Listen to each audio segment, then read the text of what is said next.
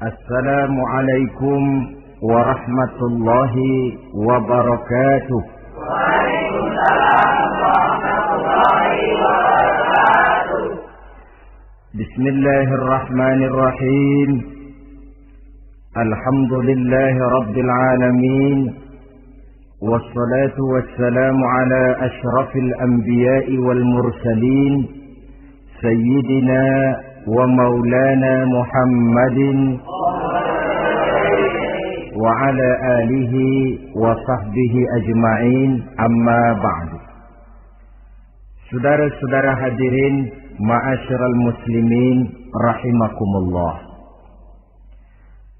Salah satu dari rukun iman yang 6 mengajarkan kepada kita untuk beriman dengan adanya hari akhirat. Hari yang dimulai dengan kehancuran alam ini, yang dalam istilah kerennya disebut the last day of the world, di mana air laut tumpah ke darat, planet-planet bertabrakan, gunung meletus, bumi gempa, lalu semua yang bernama hidup mati. Terjadilah kebangkitan setelah mati itu dalam kehidupan yang disebut kehidupan akhirat. Pada kehidupan akhirat itu Allah jelaskan dalam surah Abasa ayat 34, yauma yafirrul mar'u min akhihi wa ummihi wa abihi wa sahibatihi wa banihi likulli imri'in minhum yawma idzin sya'nun yughni. Hari di mana setiap orang akan lari dari saudaranya, dari ibunya dan bapaknya, dari istrinya dan anak-anaknya. Setiap orang pada hari itu disibukkan oleh persoalannya sendiri-sendiri. Sehingga sangat boleh jadi hari itu orang tua tidak lagi sempat memikirkan anaknya. Seorang suami tidak lagi sempat memikirkan istrinya. Seorang teman pun tidak akan sempat memikirkan teman. Tiap orang sibuk dengan persoalannya sendiri-sendiri untuk mempertanggungjawabkan kegiatan hidupnya ketika di dunia ini. Dalam keadaan semacam itu, di mana orang disibukkan dengan persoalannya masing-masing, ada 7 golongan manusia yang mereka tenang-tenang saja. Orang lain bingung, mereka kalem. Orang lain kepanasan, mereka mendapat keteduhan. Siapa mereka? Inilah yang akan kita jadikan pembicaraan pada pertemuan kita kali ini. Bersumber dari sebuah hadis di mana bersabda Rasulullah sallallahu alaihi wasallam, sab'atun yudhilluhumullahu yawma la zilla illa zilluh. Ada 7 golongan manusia, kata beliau, yang di akhirat nanti akan langsung mendapat perlindungan dari Allah. Padahal hari itu tidak ada lagi perlindungan selain perlindungan Allah. Sehingga lantaran Allah langsung yang melindungi mereka, maka mereka tidak merasakan lagi kepanasan akhirat. Mereka tidak lagi merasakan kebingungan. Mereka tidak lagi disibukkan oleh persoalan, lantaran mereka langsung dilindungi oleh Allah Subhanahu wa ta'ala. Siapa gerangan yang 7 orang ini? Marilah kita lihat satu persatu dengan harapan mudah-mudahan kita termasuk salah satu di dalamnya. Amin ya rabbal alamin. Manusia pertama yang langsung mendapat perlindungan dari Allah, kata Nabi, imamun adil. Pemimpin yang adil. Siapa sih pemimpin itu? Dan apa artinya adil? Saudara hadirin, Secara umum yang dinamakan adil ialah at-tawassut bainal amraini. Orang yang pandai mengambil sikap jalan tengah dari dua persoalan yang dihadapinya. Biasanya tidak berat ke kiri, juga tidak berat ke kanan. Itu yang disebut adil. Orang yang tidak hanya sekedar bisa menuntut kewajiban dari seseorang, tapi juga bisa memberikan hak kepada orang itu juga disebut adil. Lalu pemimpin itu siapa? Setiap kita adalah pemimpin. Yang besar kecilnya kepemimpinan kita bergantung kepada apa yang kita pimpin. Dan sudah barang tentu bahwa setiap pemimpin akan dimintakan pertanggunggan jawab dari apa yang dipimpinnya. Seorang pemimpin yang adil, dia menaungi orang-orang yang dipimpinnya dalam kehidupan di dunia ini. Pantas kalau di akhirat nanti Allah langsung menaungi mereka. Oleh karena itu, pemimpin merupakan suatu amanah. Jabatan di samping dia merupakan amanah juga merupakan nikmat. Dan nikmat itu akan bergantung kepada pandai atau tidak kita mensyukurinya. Beberapa contoh dalam sejarah bisa kita lihat. Seorang bernama Umar bin Abdul Aziz. Pada saat beliau secara aklamasi dipilih menjadi pemimpin, menjadi presiden, ucapan yang pertama keluar dari mulutnya, Inna lillahi wa inna ilaihi raji'un. Coba bayangkan ini. Dipilih jadi pemimpin, diangkat jadi presiden, bukan alhamdulillah, malah inna lillahi wa inna ilaihi raji'un. Kenapa? Dia anggap jabatan itu adalah amanah. Menyia-nyiakan amanah berarti khianat, dan khianat ini adalah dosa besar. Pantaslah kalau Allah Subhanahu wa taala memperingatkan, nikmat bisa saja berubah menjadi azab kalau kita tidak pandai mensyukurinya. La in syakartum la azidannakum wa la in kafartum inna azabi lasyadid. Kalau kamu pandai bersyukur, aku tambah nikmatku. Tapi kalau kamu tidak pandai bersyukur, kamu ingkar, kamu lupakan nikmat Allah, awas, azabku amat pedih, kata Allah. Jadi berdasarkan logika dari ayat ini bisa kita katakan, orang kaya. Ada orang kaya nggak di sini? Ada orang kaya nggak? Yang kaya tolong dengerin.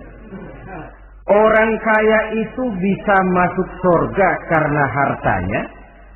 Pun orang kaya banyak yang masuk neraka juga gara-gara hartanya. Tergantung syukur apa tidak syukur. Orang alim. Ada yang alim di sini? Tolong dengerin orang alim. Yang ustaz, yang kiai. Orang alim bisa saja masuk surga karena ilmunya.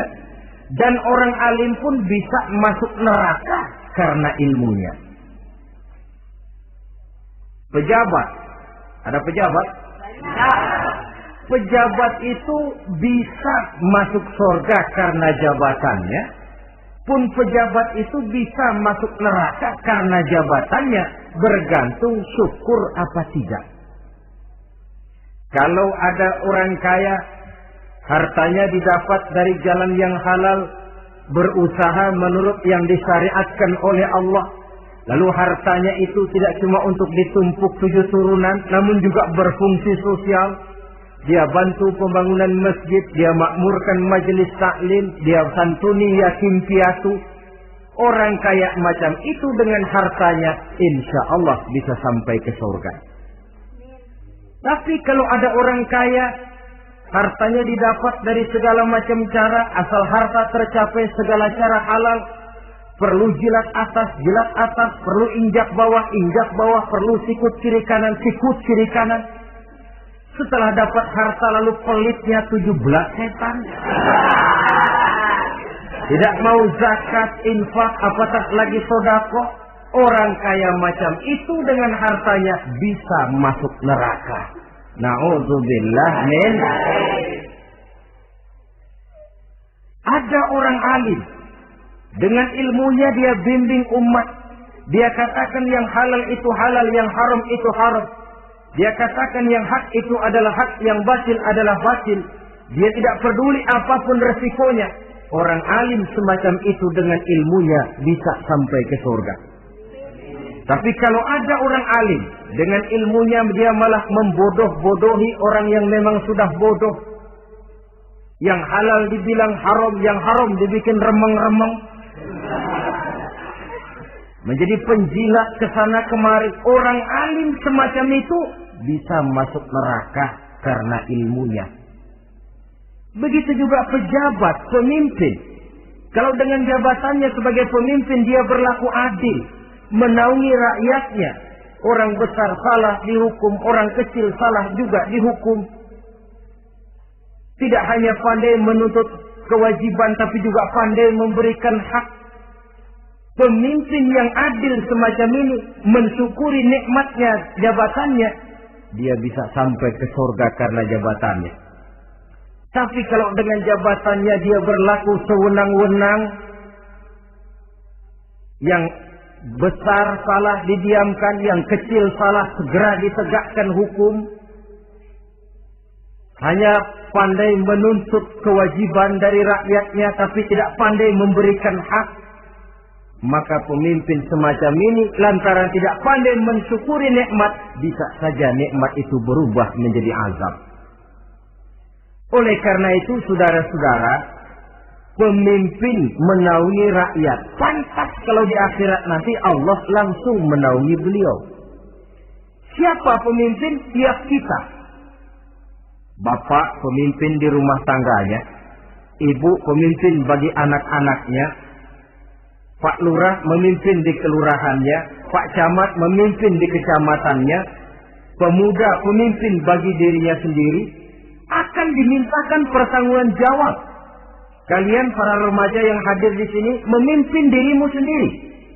Kau akan ditanya, tanganmu kau lebih banyak gunakan buat apa? Kakimu lebih banyak kau bawa jalan kemana? Lidahmu lebih banyak membicarakan apa? Dan hari pertanggungan jawab nanti kalian jangan berharap akan ada saksi dari luar. Saksinya anggota badan kita sendiri. Dalam surah Yasin Allah jelaskan, Al-yawma nakhtimu ala afwahihim wa tukallimuna aydihim wa tashhadu arjuluhum bima kanu yaksibun. Ada kan di surah Yasin? Ayat berapa? Pokoknya Yasin dah.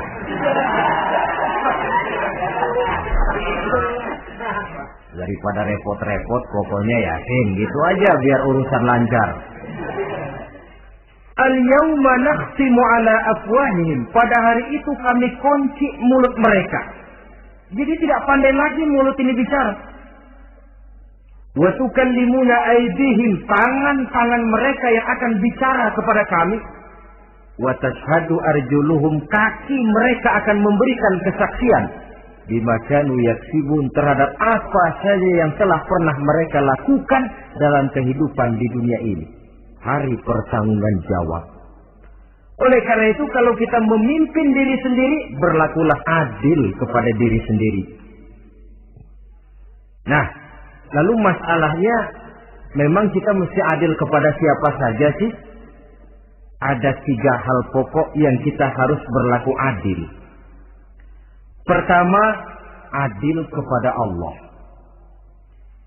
Yang kedua, adil kepada sesama makhluk. Dan yang ketiga, adil kepada diri sendiri.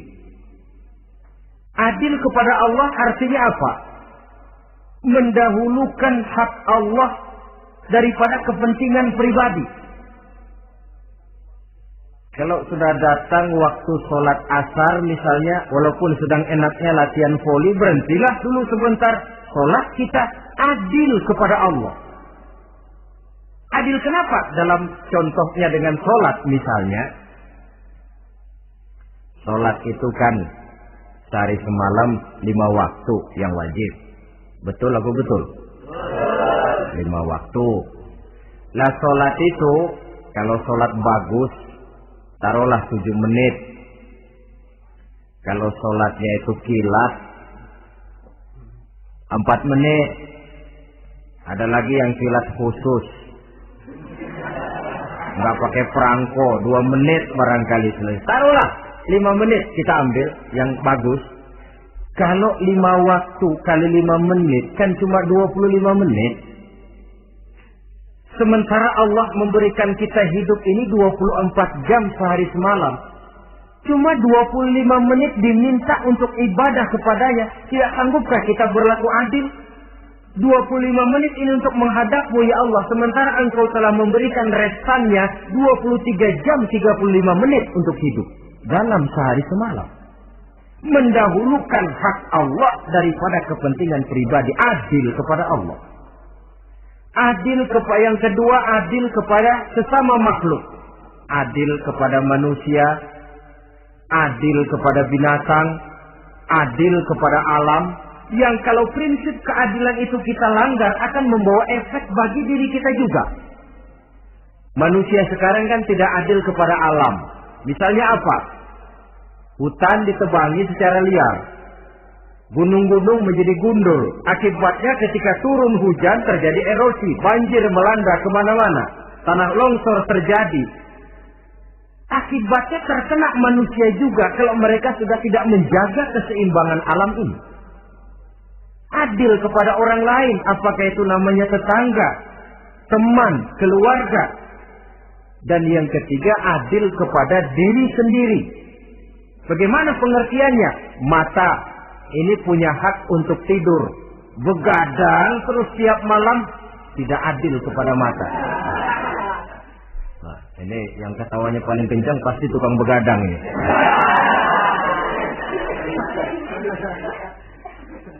Perut ini punya hak untuk tidur. Puasa saja siang malam, mengurangi hak perut. Adil kepada diri sendiri. Untuk kehidupan yang akan datang di akhirat, pasti akan kita temui. Kita yakini keberadaannya. Yang oleh karena itu, kalau kebetulan kita ini adalah pemimpin, sekurang-kurangnya pemimpin bagi diri sendiri, marilah kita berusaha menjadi pemimpin yang adil.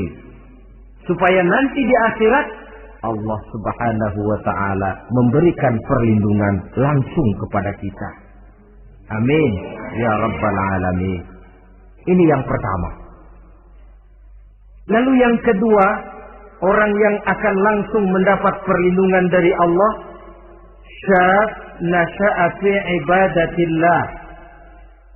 Orang muda yang tekun beribadah kepada Allah. Anak muda yang rajin ibadah. Kenapa kok Nabi bilang anak muda, bukan orang tua? Apa orang tua yang rajin ibadah Allah enggak senang? Tentu Allah senang. Cuma Allah lebih senang lagi kalau ada anak muda yang rajin ibadah. Sebab apa? Kondisi psikologis. Kalau ada orang tua rajin ibadah, itu mah pantas. Emang udah waktunya. Ada orang sembayangnya rajin, masuk masjid, masuk maghrib, keluar isya, malam tahajud, tahlilnya mantap. Umurnya berapa? 70. Enggak istimewa. Itu memang sudah mestinya. Lagian kalau sudah 70 masih bandel aja, kapan mau taubat? Tapi kalau ada anak muda, darahnya masih mengalir dengan panas, dia masih berusaha mencari bentuk-bentuk kepribadian dalam dirinya, dia masih mudah terpengaruh oleh lingkungan, tapi dia sanggup memblokir itu, disalurkannya di jalan Allah, dia tekun beribadah. Allah cinta betul pemuda semacam itu. Sehingga nanti di akhirat mereka langsung mendapat perlindungan dari Allah Subhanahu wa ta'ala. Selalu pembangunan yang mengarah kepada modernisasi diikuti dengan proses pergeseran nilai.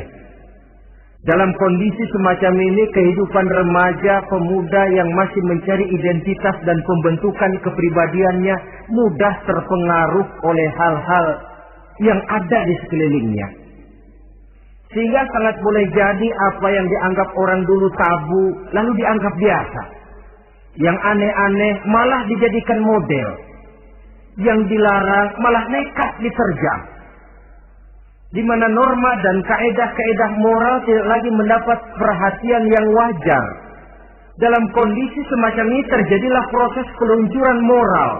Dan hampir di mana-mana kehancuran suatu bangsa dimulai dengan kehancuran moral daripada generasi mudanya.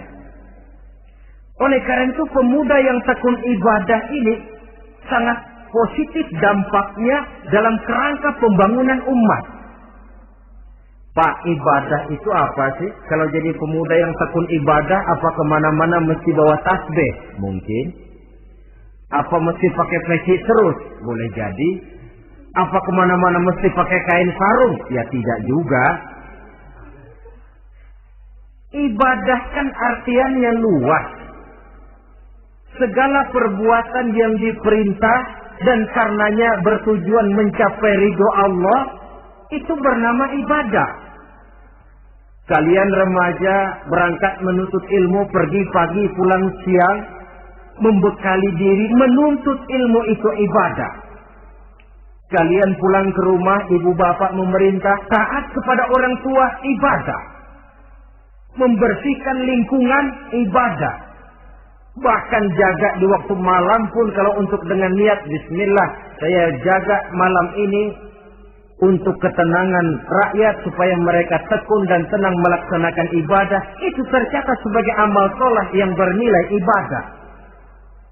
Jadi tidak cuma sekedar sujud, tidak cuma sekedar baca Quran, seluruh aspek kehidupan manusia yang diperintah Allah dan yang bertujuan mencari ridho Allah itu bernilai ibadah. Pemuda yang tekun melaksanakan ibadah kepada Allah. Apalagi terutama adik-adik remaja yang hadir pada kesempatan ini, masa muda itu masa yang paling indah memang. Sampai orang Kulon bilang, there is not delightful memorize.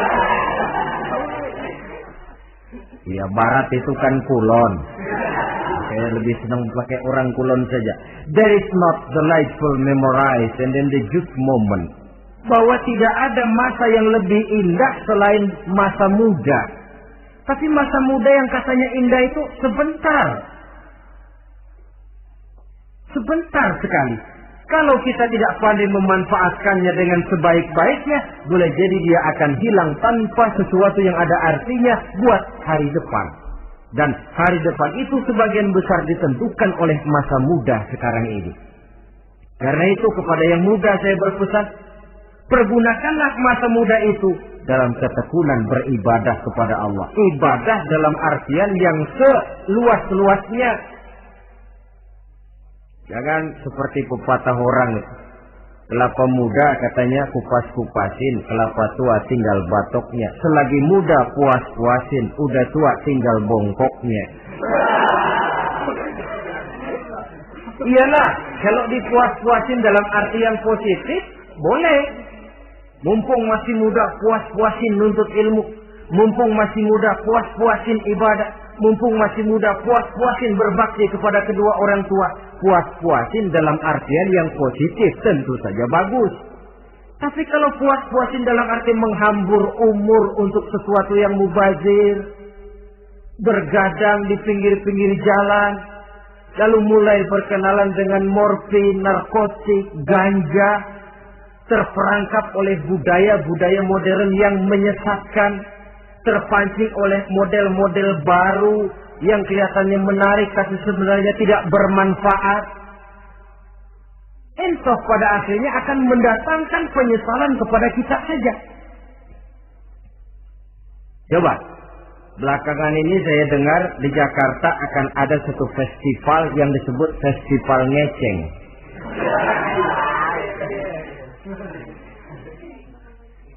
Ngeceng ini kalau bahasa gampangnya nampang. Jadi itu biasanya muda-mudi diri di pinggir-pinggir jalan, pakai kacamata hitam, pakaian warna-warni, rambut dicat sedemikian rupa supaya menarik perhatian. Mereka diri di pinggir-pinggir jalan, nampang, istilah ngepopnya ngeceng katanya.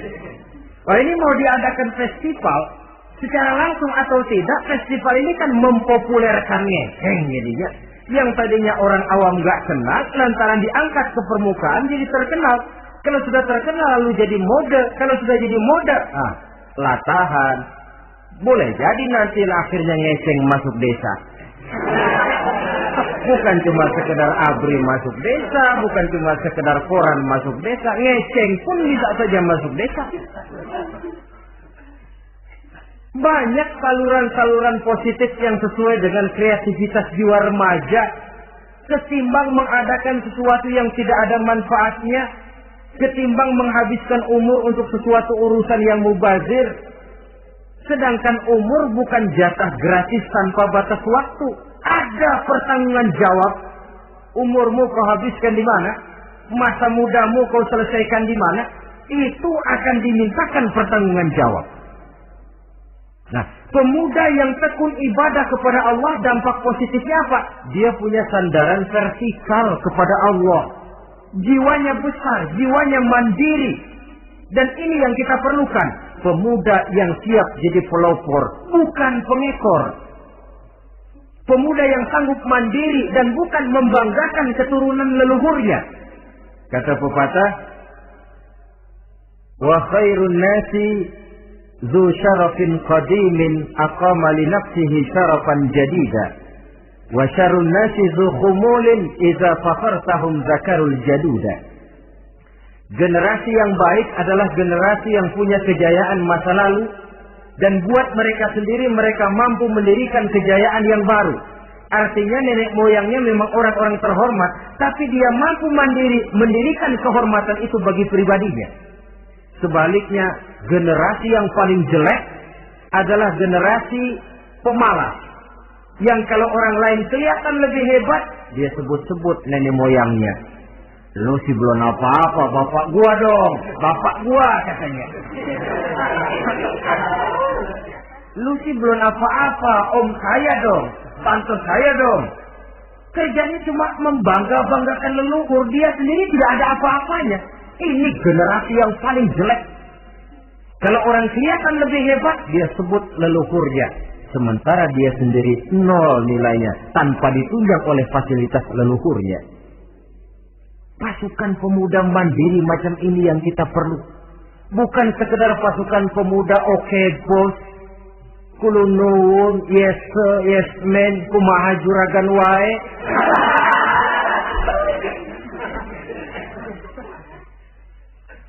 Dan terus terang kita miskin dengan pemuda yang mandiri, yang punya kepribadian, yang berani berkata ya terhadap yang benar, dan berani berkata tidak terhadap yang tidak benar. Dari mana ini didapat? Sandaran vertikal dalam bentuk ibadah kepada Allah akan memantapkan jiwa, membersihkan hati, sehingga dia akan berfungsi seperti radar. Sandaran vertikalnya cuma kepada Allah. Inilah dampak positifnya.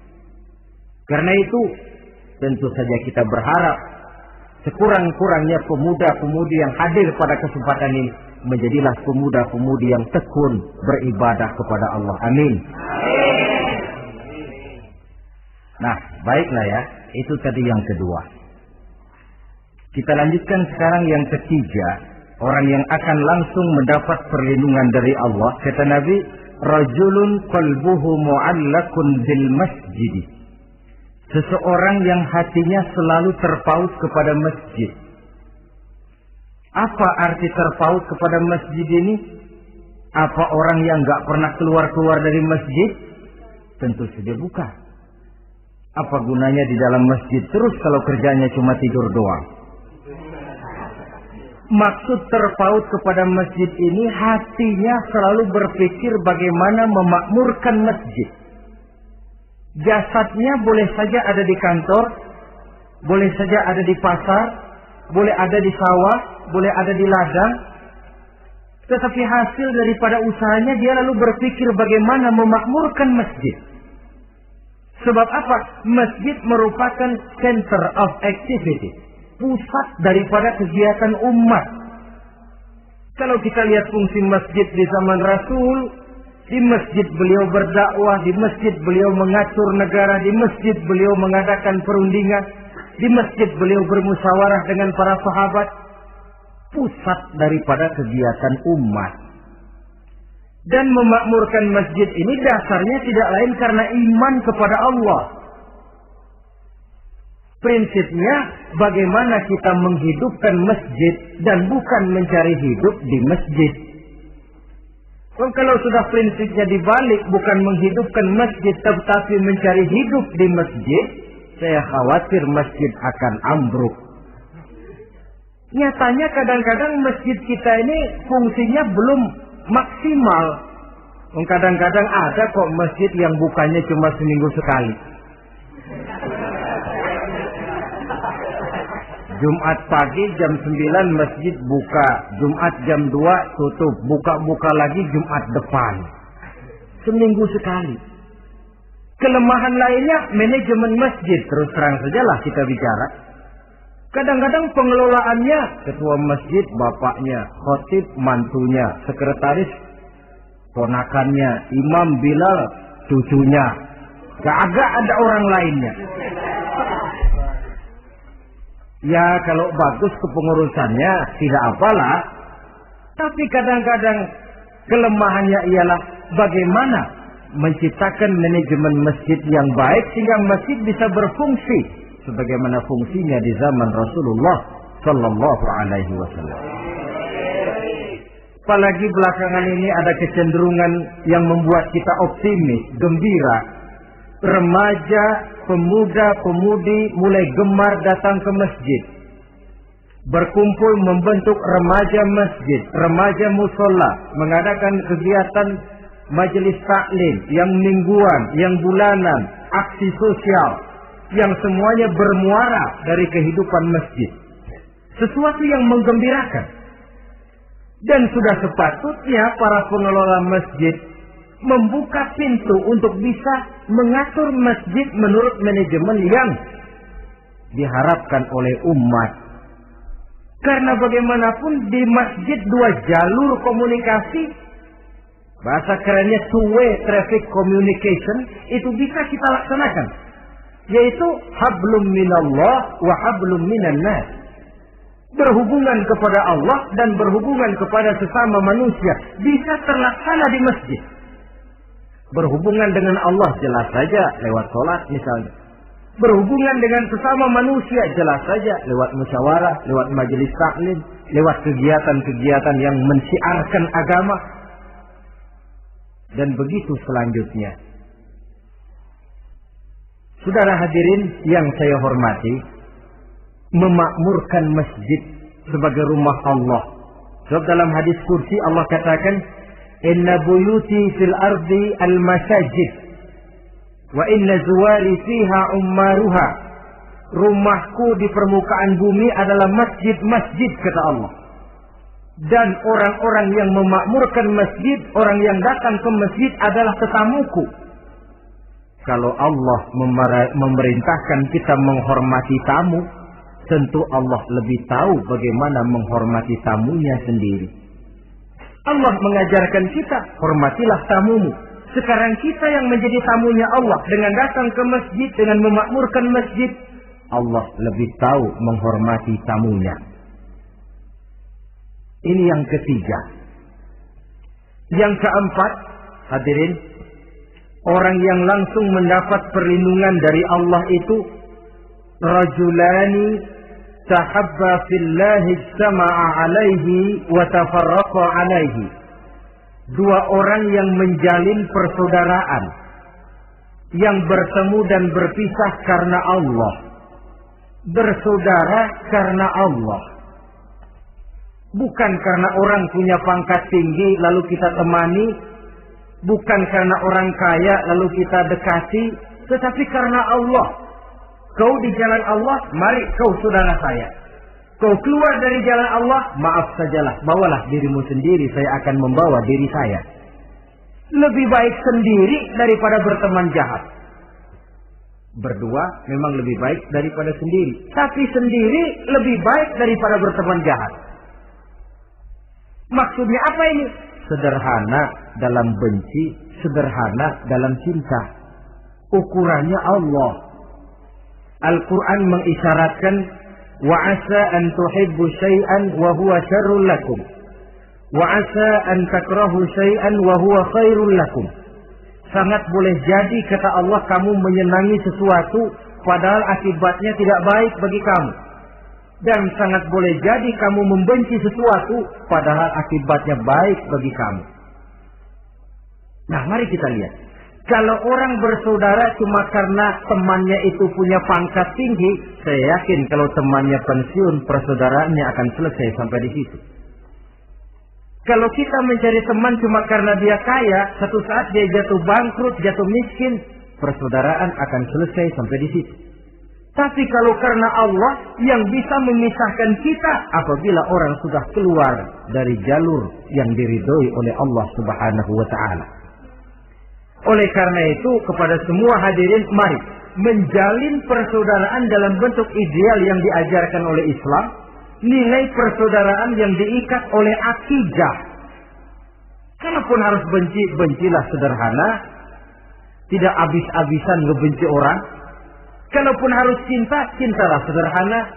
Boleh jadi yang hari ini kita benci bukan main, besok kita senangi. Mungkin yang hari ini kita cintai mati-matian, besok sudah berubah menjadi yang kita benci. Sederhana saja, tidak usah berlebih-lebihan. Kalau nilai persaudaraan yang diajarkan ini bisa kita wujudkan, persaudaraan yang diikat dengan nilai akidah, maka dari persaudaraan semacam itu, insya Allah kita bisa berbuat banyak untuk kepentingan diri, keluarga, masyarakat kita pada umumnya. Ini kelompok yang keempat.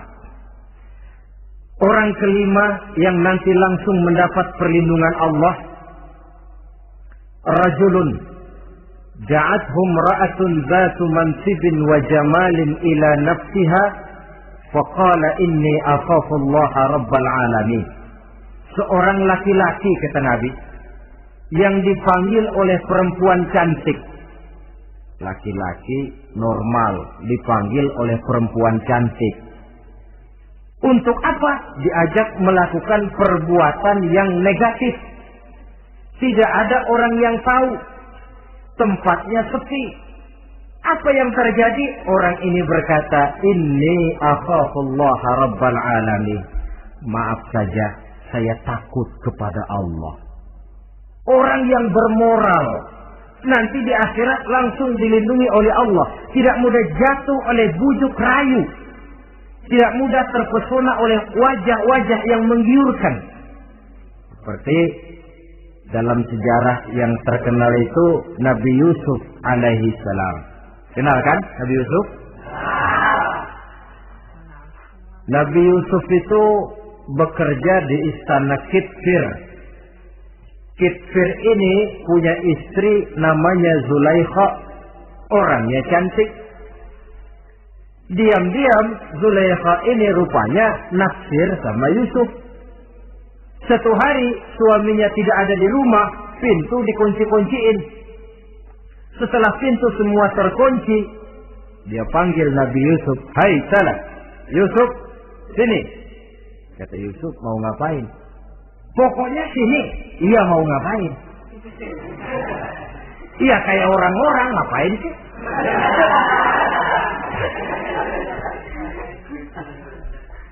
Sebenarnya ini Zulaikha senang kepada Yusuf, Yusuf pun demikian. Walaqad hammat bihi wa hamma biha. Zulaikha menyenangi Yusuf, Yusuf pun menyenangi Zulaikha. Tapi apa? Walaula an ra'a burhana rabbih. Andai kata Yusuf tidak melihat peringatan Tuhannya, letter S. Yusuf, ini bukan pekarangan ente, dilarang parkir di sini.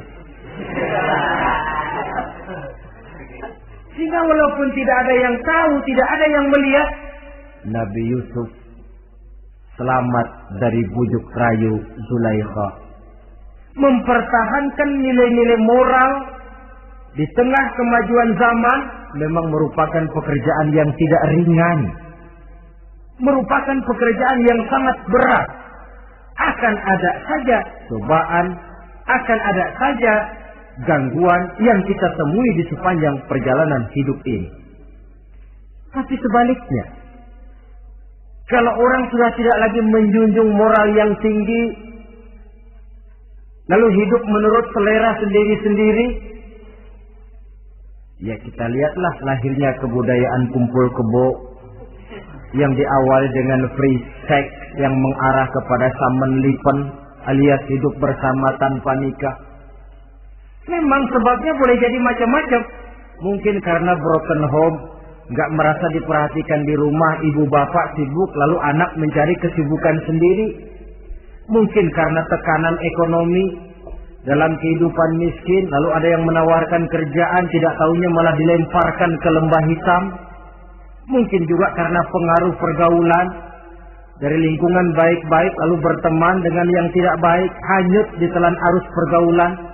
Mungkin juga pengaruh kebudayaan yang dia tonton, buku yang dia baca, film yang dia lihat, ikut mewarnai dan membentuk kepribadiannya.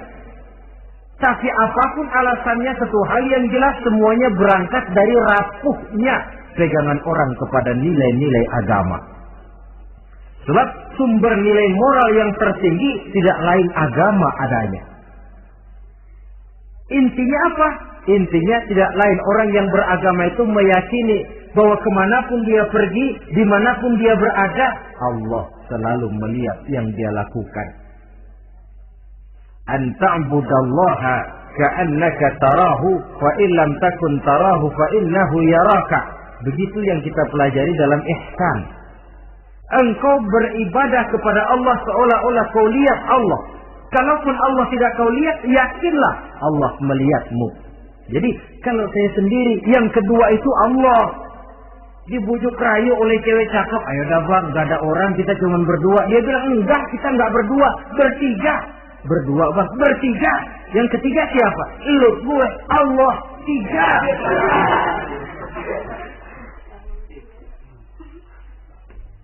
Di kantor mau korupsi dia kasak kusuk, gerasak berusuk cari apa yang seharusnya menjadi hak orang lain. Tidak ada yang lihat, tapi dia tidak sendiri. Saya berdua. Yang kedua, Allah. Merasakan kehadiran Allah dekat dalam hidup. Nilai moral semacam ini menyelamatkan masyarakat.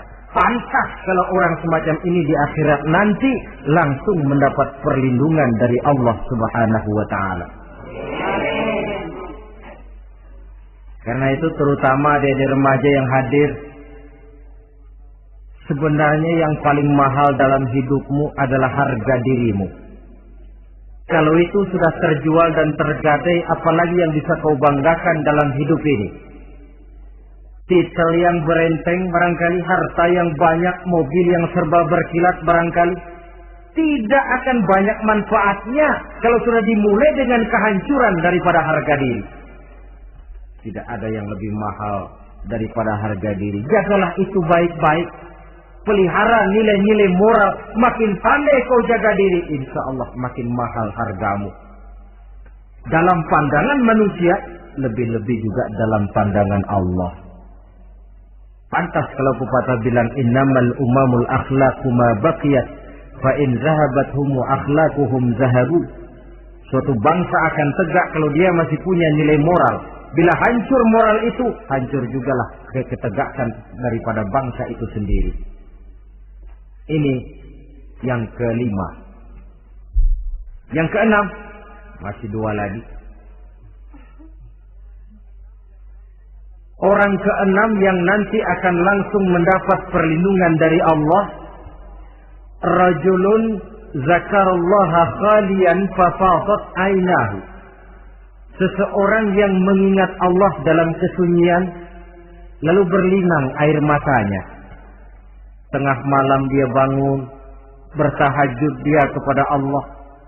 Gemersik cikar tersentuh tangan, laksana lambaian tangan malaikat maut nak datang merenggut nyawa. Terbayang segala dosa dan kesalahan, tergambar semua kekeliruan yang dilakukan dalam hidup. Lalu air mata pun tanpa terasa berurai membasahi pipi. Orang yang mengingat Allah dalam kesunyian. Saudara, tidak ada orangnya itu yang tidak punya dosa. Coba saya mau tanya, yang kumpul di sini ada nggak orang yang nggak punya dosa? Tidak ada. Dan memang orang yang baik itu bukan orang yang tidak punya dosa. Sebab tidak ada orang yang tidak punya dosa. Orang yang baik adalah orang yang apabila dia melakukan dosa, dia segera sadar, dijadikannya itu sebagai pelajaran untuk tidak diulanginya lagi pada masa yang akan datang. Dengan kata lain, mengingat Allah dalam kesunyian itu artinya bertaubat. Ini kan anak muda sekarang nih, kalau diajak bicara taubat, taubat mah urusan 70 ke atas, Pak. Kita ini masih lama. Padahal masalah taubat bukan masalah tua. Masalah taubat adalah masalah dosa, dan masalah dosa adalah masalah manusia sejak dia akil balik sampai dengan kehidupannya yang sekarang. Sengaja atau tidak, besar atau kecil, ringan atau berat, tiap kita mesti mempunyai yang namanya dosa. Allah Maha Penerima taubat sepanjang nafas belum sampai di kerongkongan. Jikalau nafas sudah sampai di tenggorokan, baru kita mau melaksanakan yang namanya taubat. Kasihlah itu.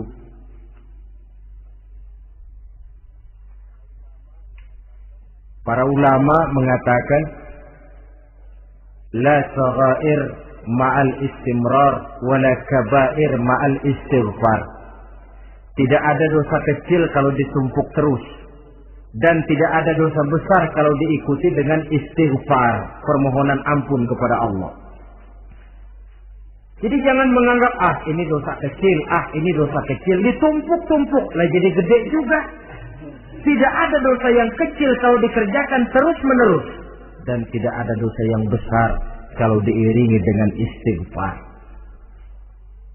Dalam kehidupan ini, apabila dosa sudah bertumpuk, maksiat merajalela, munkarat menjadi jadi, Allah tidak akan segan-segan menurunkan azab.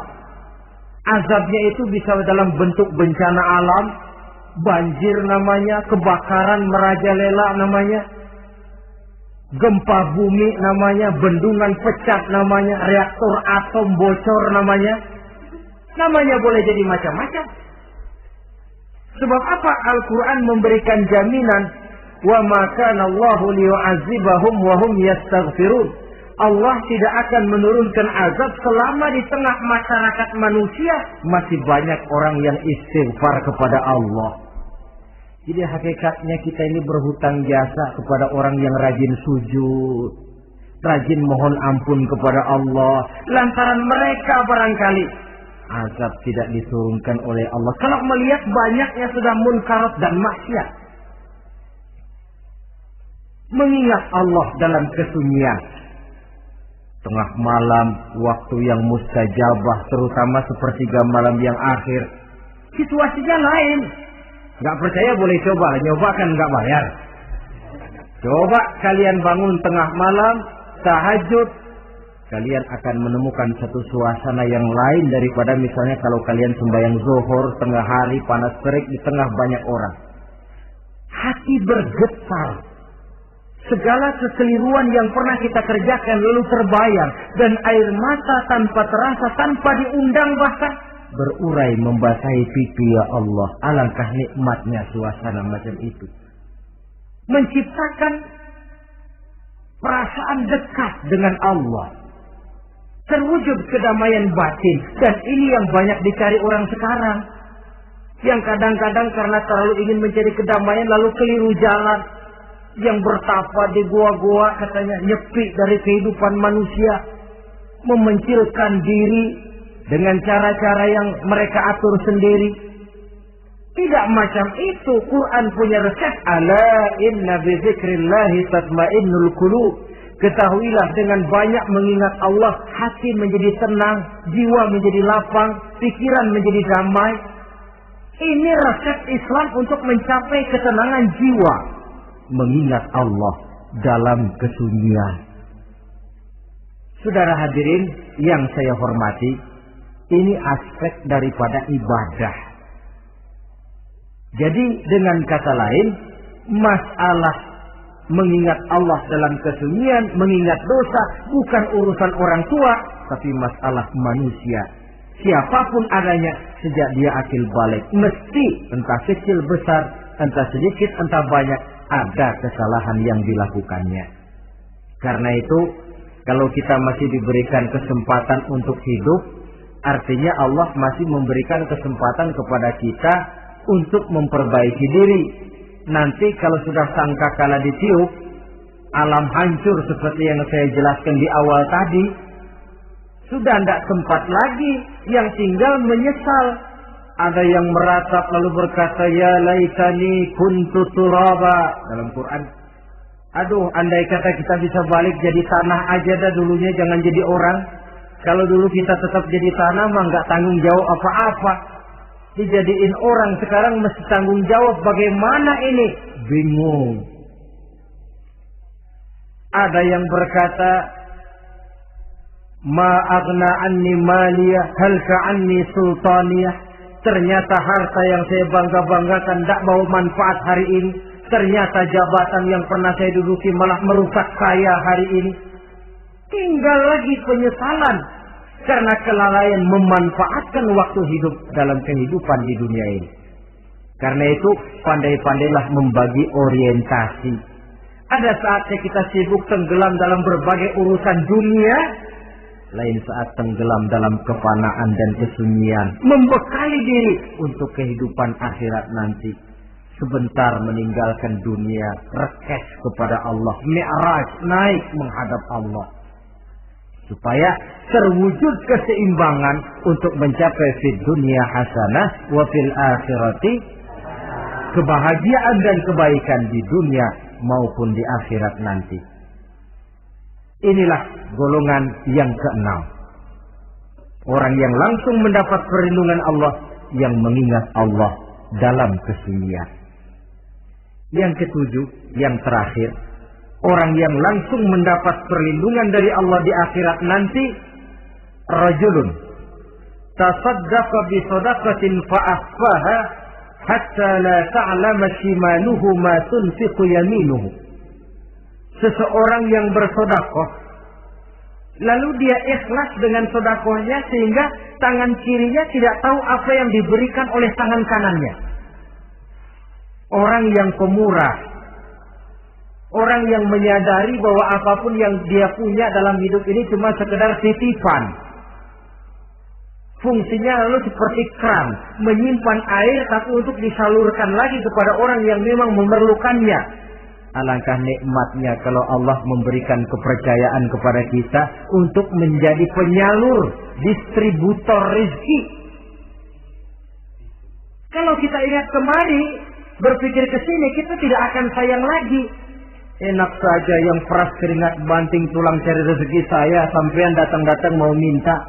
Lah, mungkin rezeki dia tapi lewat tangan kita. Satu kehormatan dari Allah kalau kita dijadikan seperti keran, menyimpan air tapi tidak untuk dirinya sendiri, disalurkannya kepada orang-orang yang memang memerlukannya. Tidak ada orang jatuh bangkrut lantaran bersikap pemurah, dan tidak ada orang jadi kaya raya lantaran dia bakhil atau pelit bin kikir alias medit.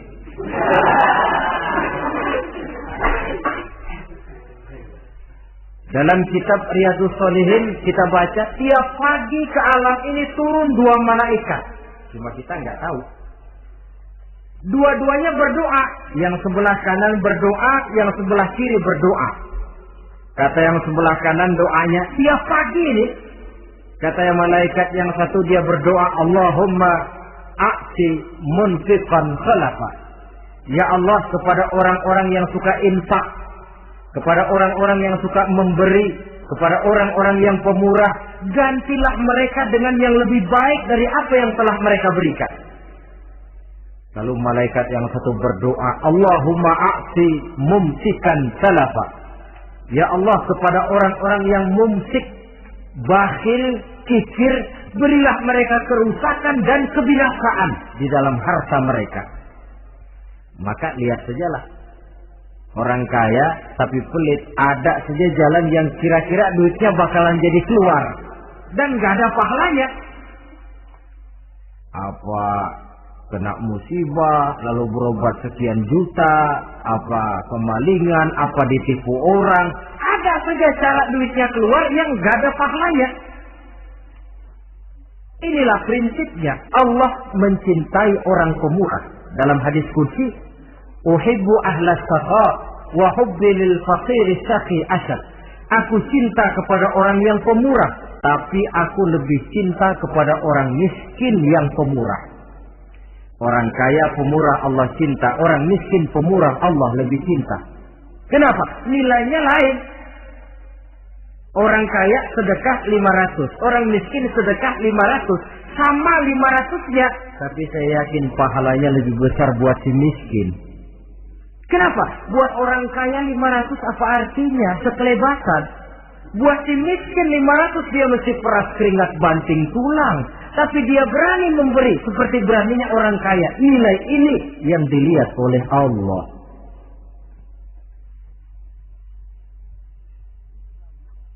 Islam mengakui hak milik pribadi, tapi harus berfungsi sosial. Di dalam harta yang kita miliki itu ada haknya masjid, ada haknya yatim, ada haknya madrasah. Dan Allah Subhanahu wa ta'ala bisa, saya katakan di awal tadi, merubah nikmat menjadi azab kalau kita tidak pandai mensyukurinya. Bersyukur kalau diberikan harta artinya mempergunakan harta itu sesuai dengan kehendak yang memberinya. Allah memberikan harta kepada kita. Apa yang Allah kehendaki? Supaya harta itu berfungsi sosial. Milik pribadi silakan, tapi berfungsi sosial dalam kehidupan. Kita terus terang saja, umat Islam ini bukan tidak punya potensi, tapi tidak pandai menginventarisir potensi. Apa tidak ada orang Islam yang kaya? Banyak. Yang belum banyak yang mau berbuat atas nama dan untuk kepentingan agamanya. Kalau buat pribadinya, berani bukan main. Itulah yang sering diungkapkan orang, pembangunan pesantren terlunta, ya, asrama yatim piatu tidak terurus. Ada orang membangun masjid, meletakkan batu pertama sekaligus jadi batu terakhir. Setelah itu la yamutu wa la yahya, mau dibilang hidup tidak kelihatan geraknya, mau dibilang mati pun tidak ketahuan kuburannya. Kurangnya kesadaran akan arti amanah dan titipan dari Allah.